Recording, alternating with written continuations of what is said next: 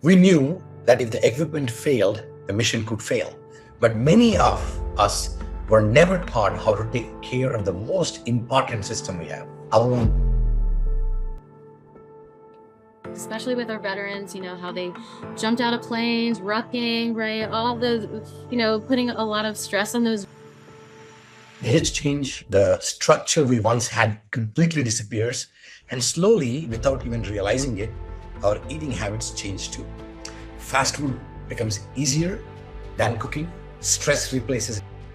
If somebody's depressed, if they're going through something really difficult, a really difficult time, it makes it hard for them to eat. Sometimes they're just like, no, I don't want, I don't really care for food.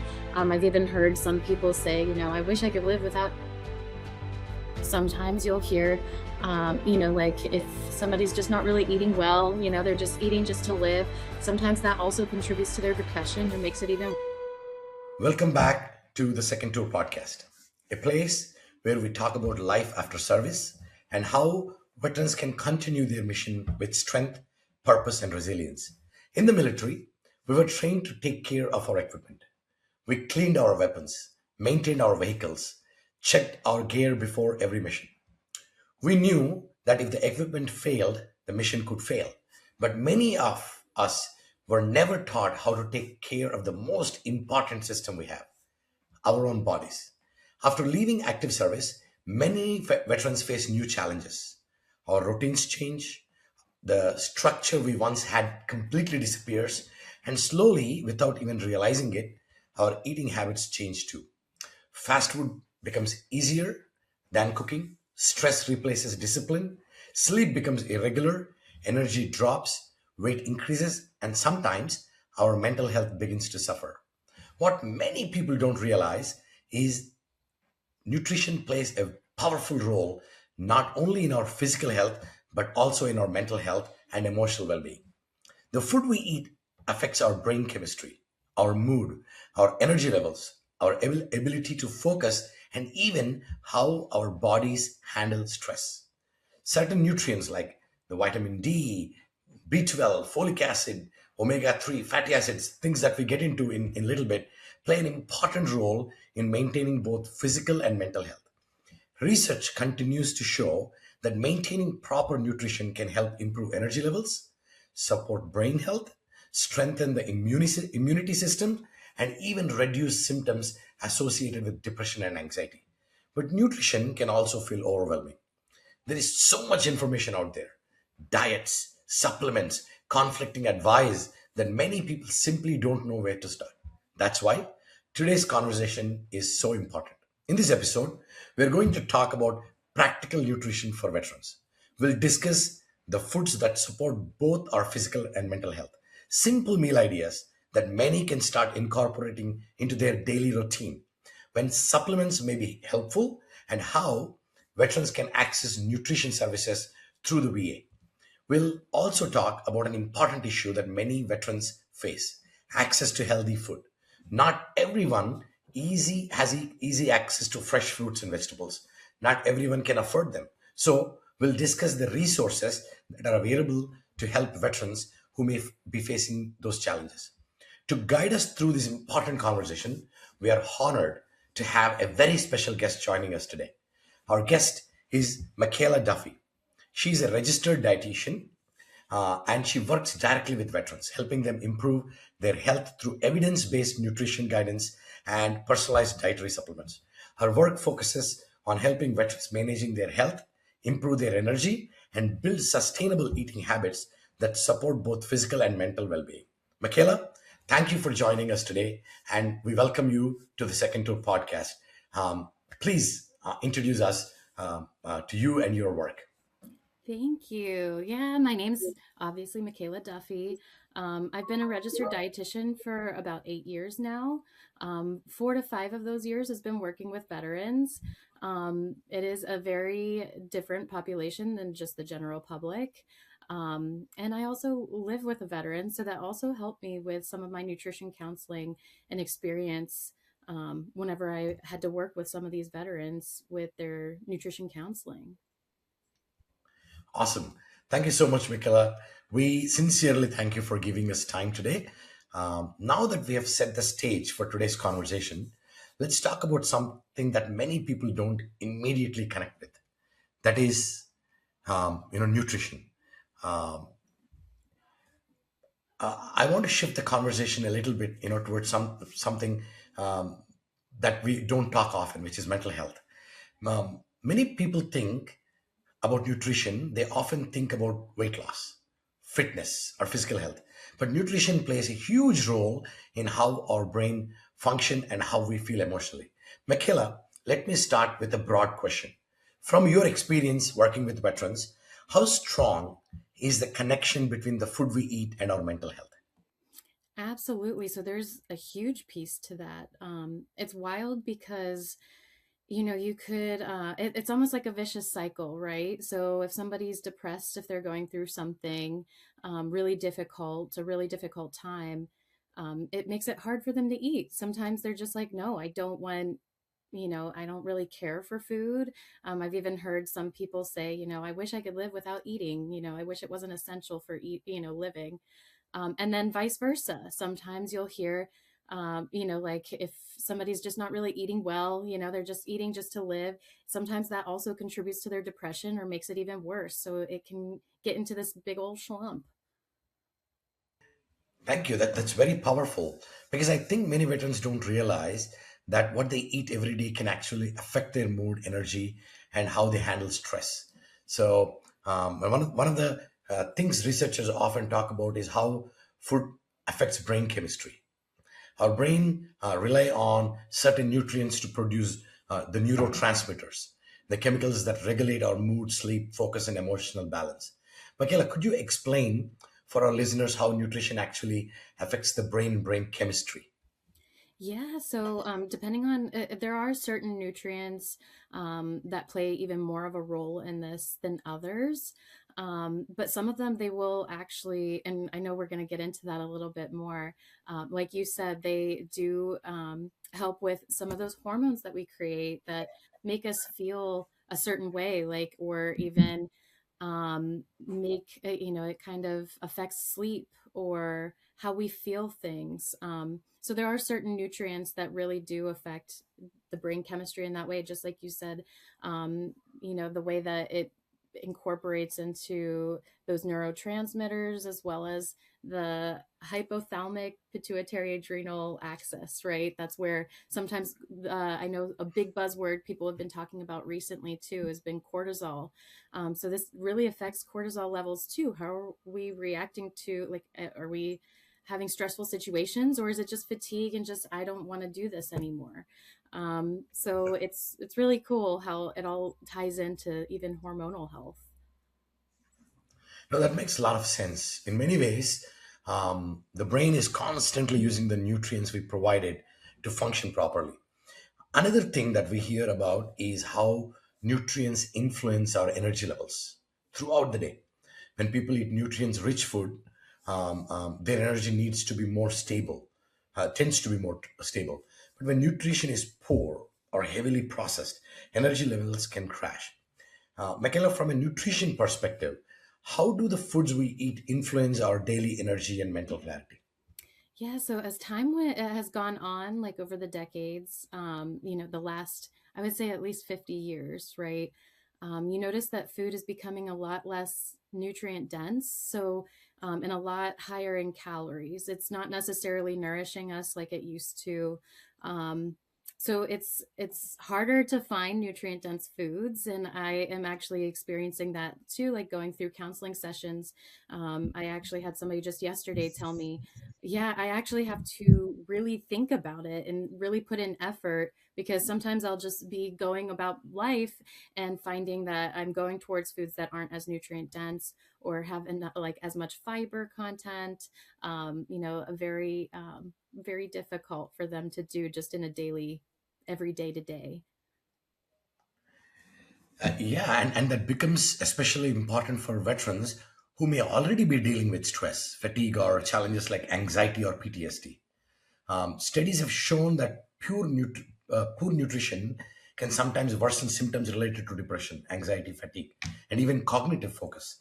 Michaela, have you seen situations where improving someone's nutrition actually helped improve how they felt mentally or emotionally?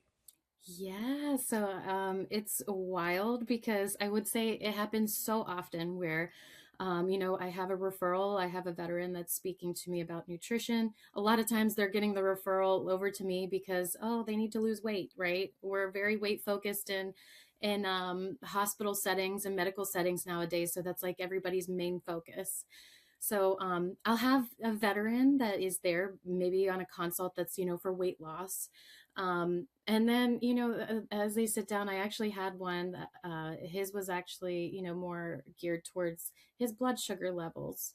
Um, During COVID, it just kind of got wacky. Like his A1C increased. He came to me, he said, I don't know. He actually didn't want to come in person. That's what it was. It was virtual. So it was like that. Sometimes it's really hard, to come in person, especially if they don't really have a whole lot of care for, like they're like, oh, what's nutrition going to do for me? Right.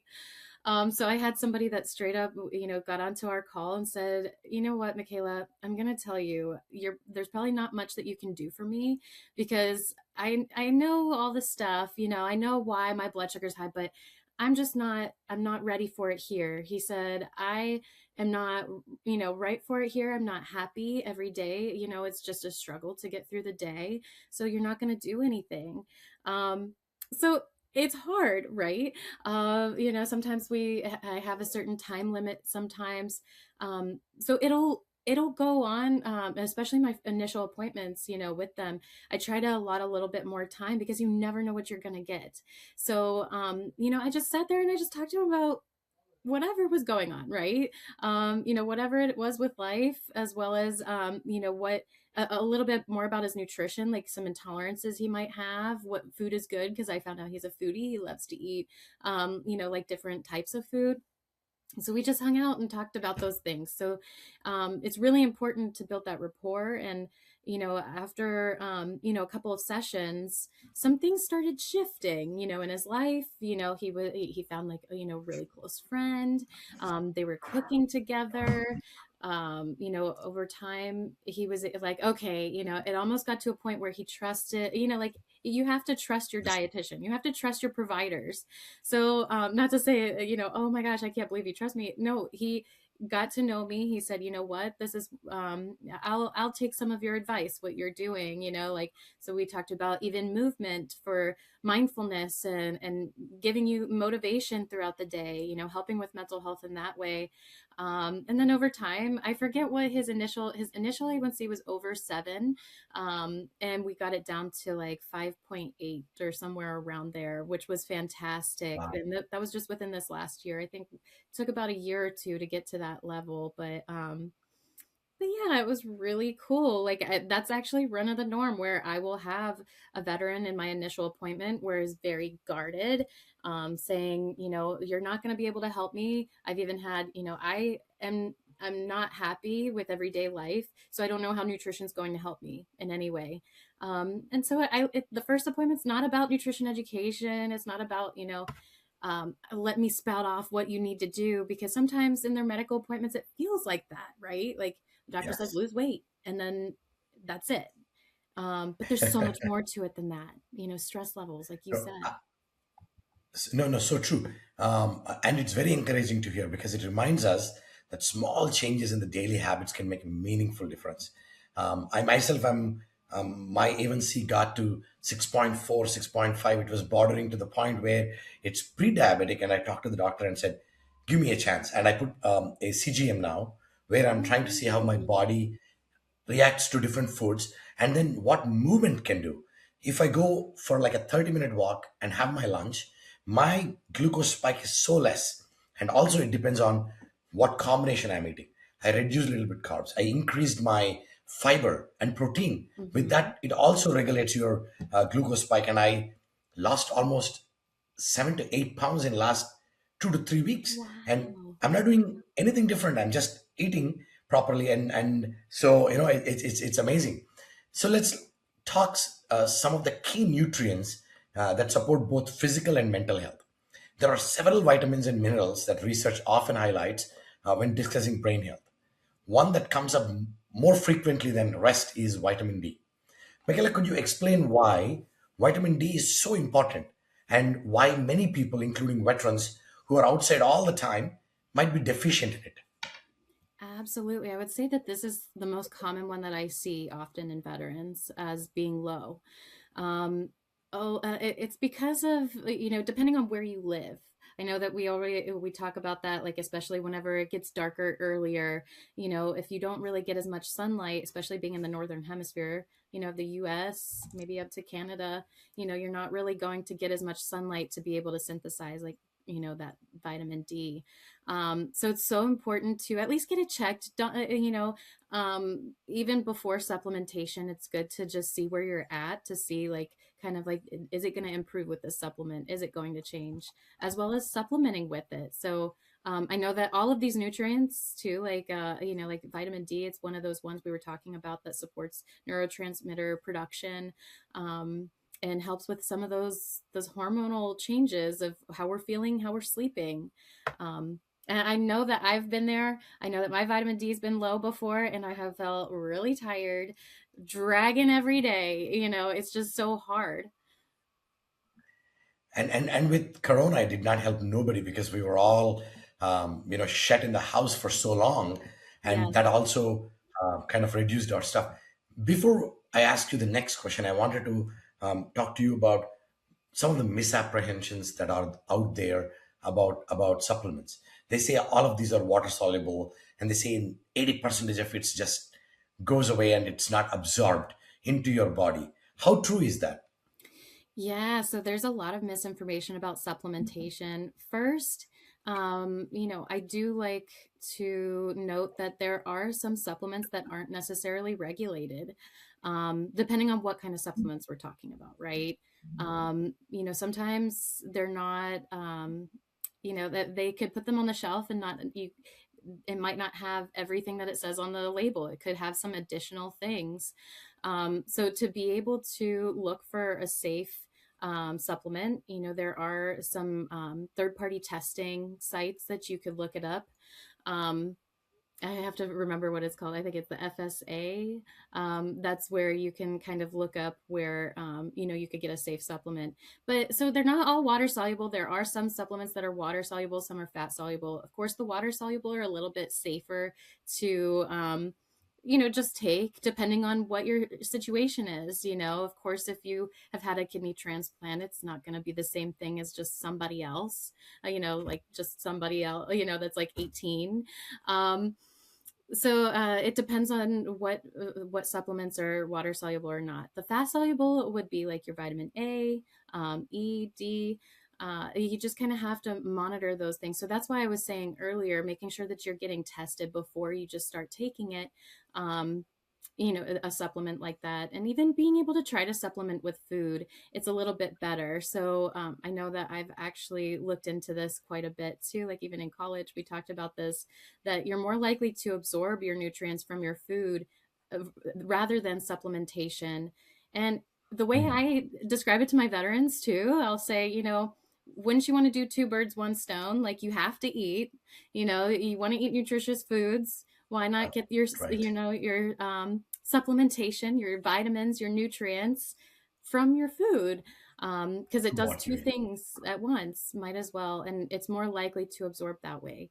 Not to say True. and downright, like, downplay supplements, because they are great to have, especially if you feel like you have a deficiency or if you're not able to get something. So I just had that recently too. I had a veteran that calcium, he was showing signs of osteoporosis. So starting to realize, like, going through the calcium, he doesn't, consume any lactose products because he's lactose intolerant. But then we were going through alternative measures like chia seeds, sometimes broccoli can have a little, anything that had even the slightest bit of calcium, even supplemented like an orange juice or anything like that. No, he did not like it. So I was like, oh, this explains a lot. You have not been able to get any calcium from food sources. Like, we just went down the line. Like, so being able to supplement in situations like that, it's very important. Awesome. Another nutrient we often hear about is vitamin B12, which is essential for nerve function and energy production, or what they call about in helping in clearing the brain fog. Could you tell us a little bit about the role of B12 that plays in brain health, and what happens if someone is not getting enough of it. Yeah, so it's another one that's also really important in supporting that neurotransmitter production. Um, it's a lot of times I don't really see this one as like as much of a deficiency as often as vitamin D, but it's still there, especially if someone is vegan. I would say that this is more common in someone that's vegan because you'll find it in animal products. Um, there are ways that you can get it with a vegan diet. You know, they do supplement things like nutritional yeast. You know, and even if somebody's vegetarian, you know, you could still have eggs and things like that. You know, it still has those vitamin B12.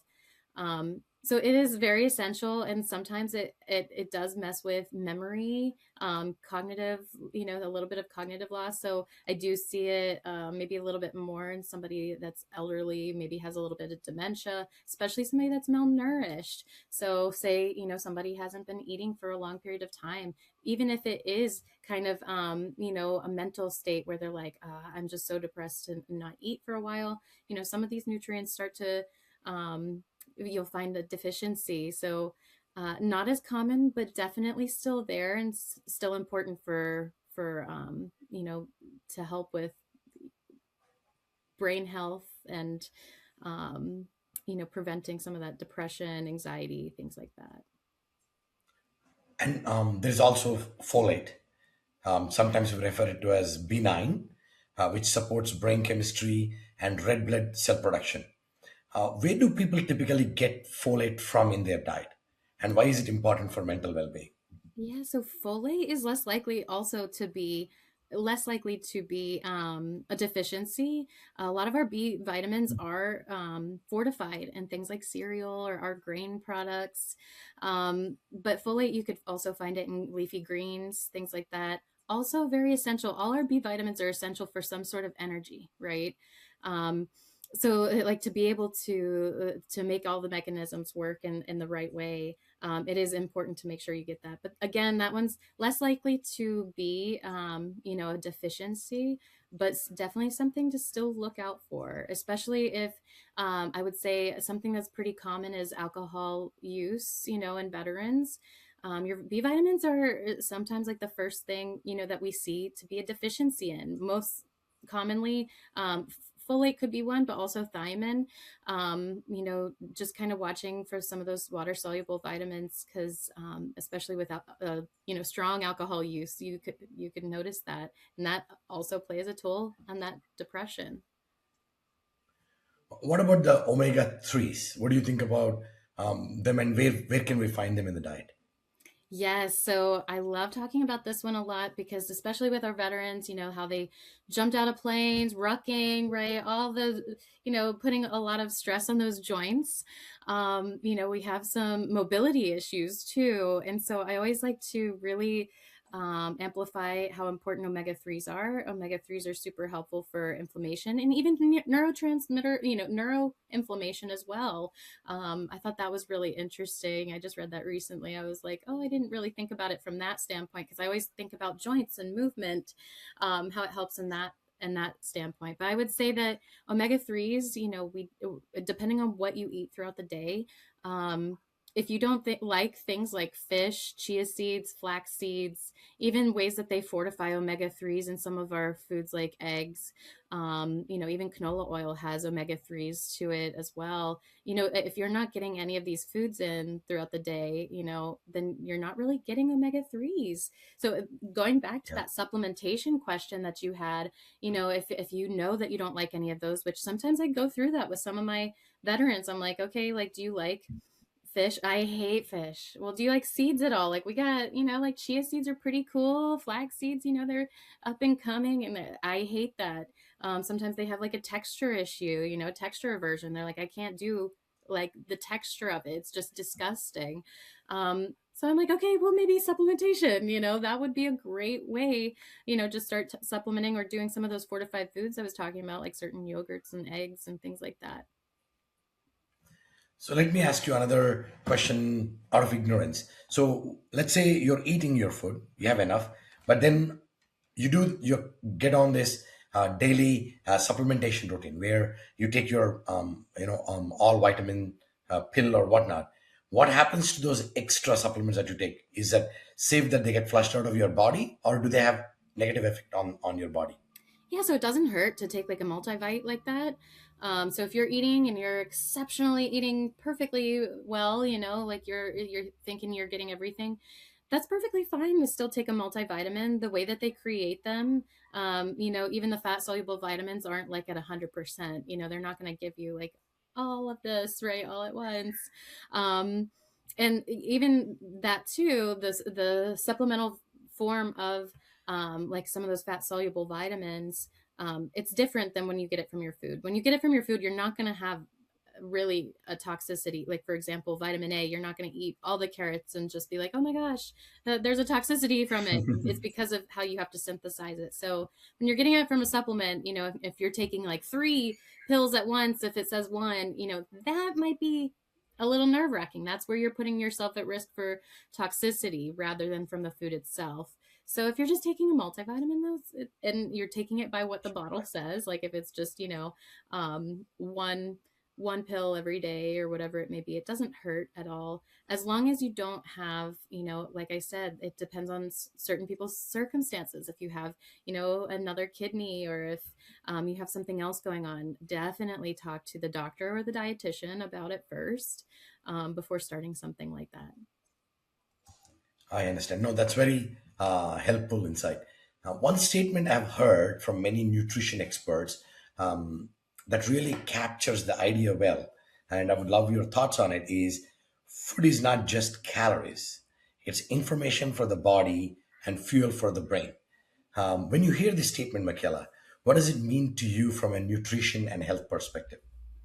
Yeah, so like I said before, we got into this slump where so many of the things on the shelf, so much of our food on the shelf is just calorie dense rather than nutrient dense. So I always like to say too, you want to get your bang for your buck. I know some of my veterans love hearing me say that. Meaning, as you're eating, you want to get the most bang for your buck. You want to make sure you're getting, especially, I would say that out of like all my appointments, maybe 90% of the times, I am really spouting from the rooftops fiber. Fiber is so difficult to just get without consciously thinking about it. I would say that we're becoming a little bit more deficient in getting that fiber content in. I always talk about this because I think it's so funny. When I started nutrition, before I became a dietitian, I had this professor that said, it was before I decided to pick nutrition, it was just an intro nutrition class, said that fiber has no nutritional value. And I just think it's so ironic because now every day I'm just spouting how important fiber is to get into our diet, not just for weight management, but also blood glucose management, cholesterol. The list goes on, I would say, especially if you're thinking about looking at the nutrient content of your food, especially making sure that it has enough fiber, um, out of anything else, because then you're definitely going to know that it's a, a nutrient dense food. Perfect. Instead of seeing food as just a number on a label, this perspective view that nutrients as molecular signals that tell your body how to function is so empowering because certain nutrients can turn on or turn off specific genes related to metabolism and disease prevention. So the hormonal signaling is like what you eat sends immediate instructions to hormones like insulin storage or ghrelin or leptin for hunger and feeling satiated. And also, I heard about the inflammation control as sending signals to the immune system, like the omega 3 fatties that you mentioned. They act as information that tells the body to reduce inflammation and promote mental health resilience. Absolutely, yeah. And I would say too, like, there's a lot of other things that affect inflammation. So it's not just making sure you get these nutrients, but also making sure you're not getting too much of other things like added sugar, additional sodium, and those things aren't really taught to us like at a younger age. I always like to say, whenever I do my educations, like, you were never taught this. Everybody's talking about sugar, sugar, sugar, right? Which it's good that we're putting that awareness out there. But even the sodium piece, people will have high blood pressure, especially veterans. I would say that one's pretty common, and it's not always diet related either. I will put that out there. I've had some veterans where it's mostly pain or stress related, which is wild because I've never seen it so much on the outside of, like from civilians as much as I have with veterans. But going back to, like with inflammation and things like that, just making sure that you're watching and not going overboard in the sodium aspect or sugar. So it's recommended to make sure that your sodium intake is, I like to shoot for anything less than 2,000 milligrams a day. And then whenever, talking about sugar, just really focusing in on finding any kind of carbohydrates. More so, I'm focusing on how to get the fiber in, because where you're finding fiber, you're going to find carbohydrates. That's just where they come from. But sometimes this war on carbohydrates makes it even harder to get that fiber intake in. So I definitely think it's important to make sure that not necessarily just focusing on how much sugar that you're consuming, but especially how much bang for my buck can I get? How much fiber can I get for these carbohydrates? Um, those things are definitely going to help with inflammation and trying to reduce that on top of making sure you're getting those nutrients we just talked about. No, perfect. That makes perfect sense. It's like the difference between putting any fuel in a Humvee versus the exact grade it needs to keep the engine from seizing. If we're feeding our bodies bad data, the ultra processed foods and sugars, and we should not be surprised when the system throws an error code in the form of depression, fatigue, or chronic inflammation. So, for the men and women listening, when you sit down for the next meal, don't just look at the portion size. Ask yourself what instructions you're giving your brain. Are you giving it the omega threes it needs for mental resilience, or are you giving it noise that's going to make the PTSD symptoms harder to manage? So, in the next part of our conversation, we're going to get very practical. We'll talk about simple eating habits veterans can adopt, easy meal ideas, and small steps people can take to start improving, their nutrients. So, um, when uh, um, we talked about vitamin D, how important it is for mood. We talked about B12. Um, Michaela, what do you think about you explained vitamin C, but how is vitamin C helpful? Yeah, so it's an antioxidant, just like some of the other nutrients I was talking about that are fat soluble. This is a water soluble antioxidant, so it can help, preventing some of that oxidation, as well as that within, again, supporting that neurotransmitter, some of those hormonal pieces to how we are affected. Even our sleep, it's going to help with anti-aging. So going back to the way that I was talking about those joints and things like that too, um, you want to keep young as much as possible. So antioxidants, like eat your fruits and vegetables, right? Going back to the basics, it's so important. It's wild that we're coming full circle, coming back to we need to eat more fruits and vegetables to make sure we're getting some of these antioxidants just to help prevent that aging, whether it's our joints, our movement, our motility, even eyesight. I had some veteran that was um, having some macular degeneration because not really getting enough antioxidants because doing a carnivore diet, which is a fad diet. That you're not really getting any of those antioxidants in. So it affects eye health. Again, going back to the inflammation piece, it's crazy because nutrition is not always just like this is the way it is. It's a balance. So you can't just focus on one thing, be like, and go all in on this one thing. It's a million different things, right? It's all of the things all at once. You got to make sure all things in moderation. I know people say it all the time, but to be able to actually practice it and not take anything to the extreme, because it's so easy to do that with nutrition. um, so yeah, going back to like antioxidants, they're so important. And I just wanted to touch on one little thing too, because we were talking about inflammation. it is so important to focus on that as well with mobility with some of our veterans. I would say that like a lot of my appointments come down to, well, I used to run, half marathons. I used to do this, but now I can't. My knees, my joints hurt. I have a bad leg. It's part, it might be part of their disability, but, they got to a point where, they can't do those things anymore. And so are they still eating for that exercise? Like, is it the same way? Sometimes I do have some veterans that will eat the same way, and their exercise obviously changes. Like they can't really run like they used to.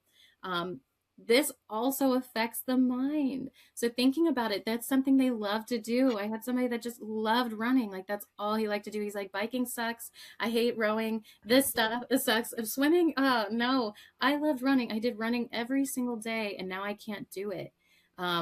So it really affects the mind. So everything started to crumble. Lots of things in his life was going on, and on top of that he was gaining weight, making it even worse. Up here it makes him go, oh my gosh, what's going on? This Right. is definitely something so common that we see. Mobility is so important whenever it comes to these veterans and some how they feel and their depression. So I think this is a perfect segue to what I want to talk about next. We've talked about several important nutrients that support both physical and mental health. But for many people listening, the big question is probably this: how do I actually apply this in my daily life? There is so much information out there about diets: the keto diet, intermittent fasting diet, low carb diet, GM diet, high protein diet. People can sometimes feel overwhelmed. Michaela, from your perspective as a dietitian working with veterans, do people really need complicated diets to improve their health, or can small daily habits make a big difference? Yeah, so that's that we do. Any dietitian that you'll see, I would say, like most of us, really try to focus on the small things making big changes. That's where you're going to make those lifestyle changes. We've been fed from the media and from decades of all these fad diets that, you can do this and you can do it quick, and we have to do the extreme. And it doesn't have to be that at all.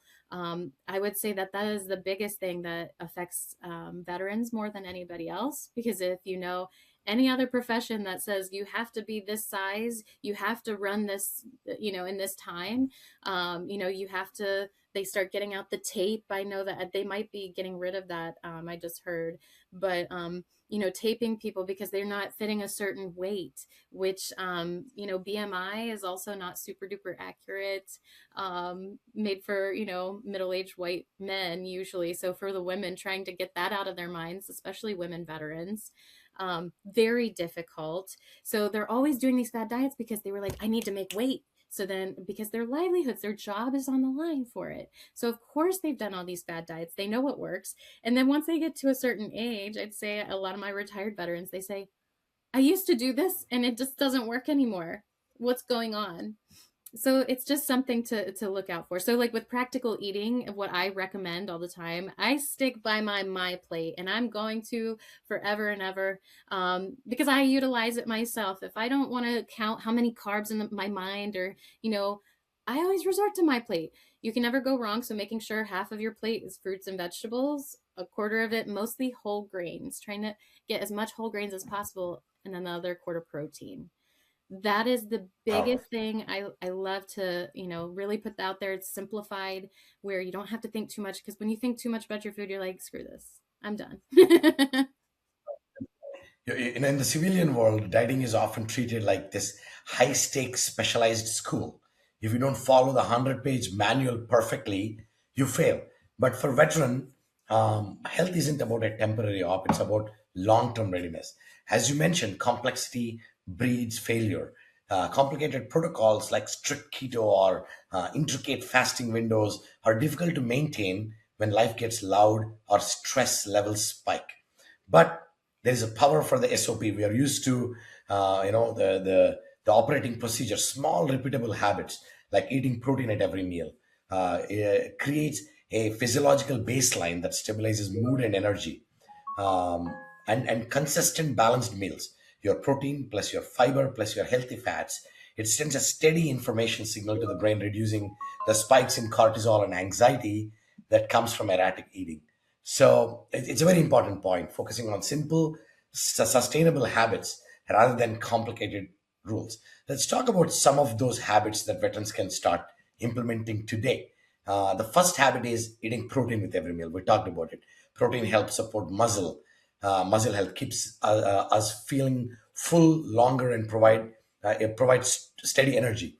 Michaela, could you explain why protein is such an important part of a balanced meal?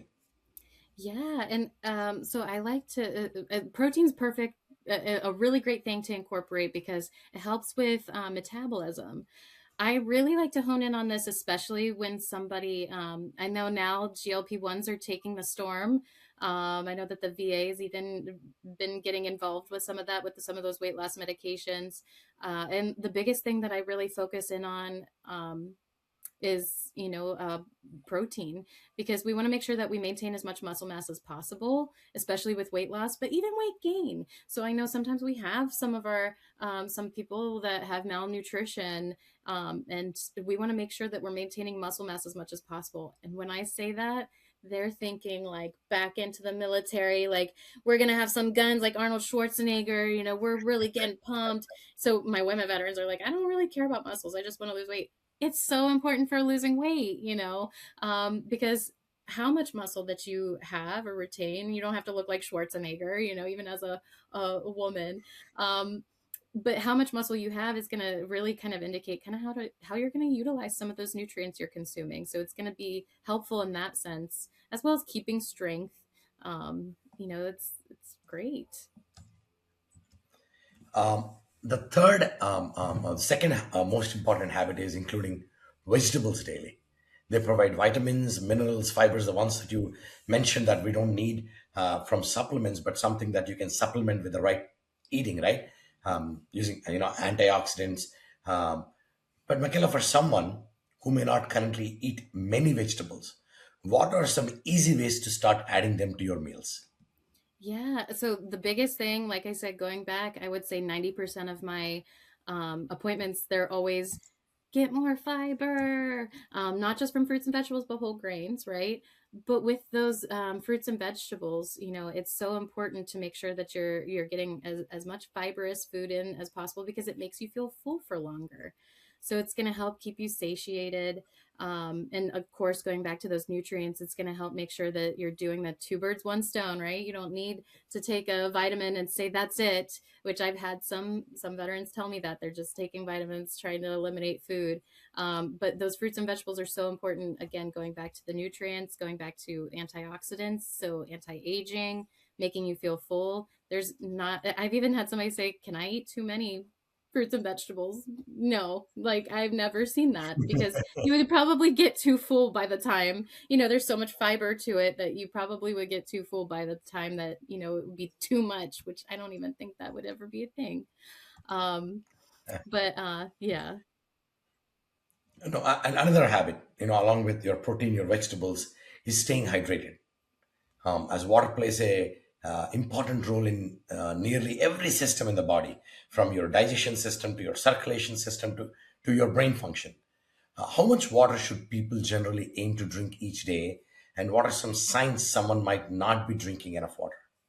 Yeah, so it depends on the person. This is where it gets sticky, right? It depends on how much activity you're expending. My run of the norm number I go to, I'm like 1,500 at least. And it doesn't really seem that much, but it's making sure you're getting that much. You probably need more, but making sure, I would say everybody needs at least 1,500, as long as they don't have anything else going on, like, heart failure or kidney disease or anything like that. If they're just person that wants to know about water intake, that's something that I would recommend. And I forgot to answer your question too about like the fruits and vegetables. The best way to add some of those things in is like a frozen bag. Those frozen bags of vegetables that you could get at the store are so affordable. I know that some people, like, even canned could be good too. But if you're worried about like the sodium or sugar content for fruits and vegetables, my number one recommendation sometimes for some people, because this has like helped me out so much, were those microwavables. You just put them in the microwave for 4 minutes. They're vegetables. They're easy. They're usually $1 or so a bag. Now with inflation, maybe close to two. But they're really affordable, and it's so easy just to add that to something that you've already made for dinner. So I always hear, my wife doesn't like vegetables, and my kids hate vegetables, so I am not eating them either. And it's like, well, you could always get one of those bags, just microwave it, add it to your meal. You could always do a little bit. It's something so small, um, but it helps in the long run. Perfect. No, thank you so much, Michaela, for sharing your insights with us today. This has been an incredibly important conversation, and I know many veterans listening will walk away with practical steps they can start applying right now. And before we close, I want to make a moment to speak directly to the veterans who are listening. Many of us spent years serving our country. We trained hard. We pushed our bodies and minds to the limit. We endured long days, sleepless nights, deployments far from home, and missions that demand everything we had. And through all that, our bodies carried us. They carried us through basic training. They carried us through deployments. They carried us through moments of uncertainty, stress, and challenge. But when the uniform comes off and the next chapter of life begins, many veterans forget something very important. The mission may have changed, but the warrior is still there. Now, in this second tour of life, the mission is different. The mission is about taking care of the body and the mind that carried you throughout the first one. Nutrition may seem like a very small thing, but it is one of the most powerful ways we can invest in our health. Every meal is a decision, every meal is an opportunity to build strength, an opportunity to improve energy, an opportunity to support your mind, your focus, and your resilience. You don't have to change everything overnight. You don't need a perfect diet or a complicated rule. As Michaela explained, start small.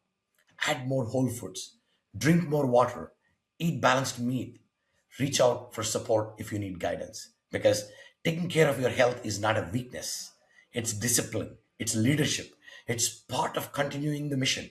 Your body carried you through training, deployments, and missions that demand everything you had. Now, in your second tour, the mission is different, but just as important. Fuel your body, strengthen your mind, and remember that every meal is another opportunity to take care of the warrior within you. Michaela, thank you again for joining us today and for the important work you do helping veterans improving their health.